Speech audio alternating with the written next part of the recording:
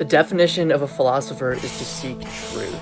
Yet almost mysteriously, every Western philosopher was anti-female. Did philosophers just hate women, or could they have been onto something? Friedrich Nietzsche, who questioned why we inherit values from previous generations, like politics, religion, and ethics, and the modern man, a person with infinite access to information, both have the same disease. It's called perspective warp, where a person's limited exposure to a certain thing causes them to have a warped view of that subject.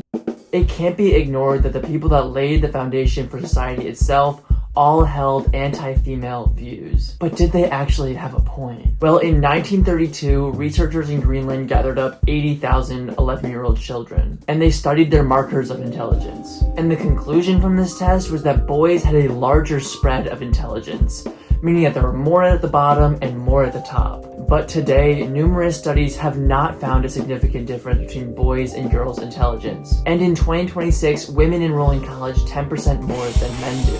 So why did all of these brilliant people hold a factually inaccurate opinion? Kant was born, studied, and died in Königsberg, Prussia. Nietzsche grew up in a world where women were largely shut out of universities, politics, and professions. So it's reasonable to assume why they held these views. But then why does this belief still survive? Because perspective warp doesn't disappear when society changes, it transitions with it. Today we don't suffer from underexposure, we suffer from overexposure. Meaning our idea of what a woman actually is doesn't stem from any real interaction from women themselves. This is an example of what philosophers call the hyper-reality, where the internet becomes more real than the real world. Humans are not designed to discern between a woman on a screen and in real life. So when you watch females on the internet, your brain interprets it as real female interaction, an example of the hyper-real.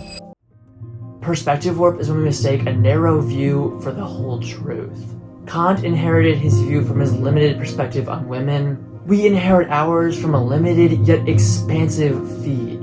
And Nietzsche's point still stands. If you never question the values handed to you by your tribe, whether that tribe is a society, family, or an algorithm, you may spend your whole life defending values that aren't actually yours.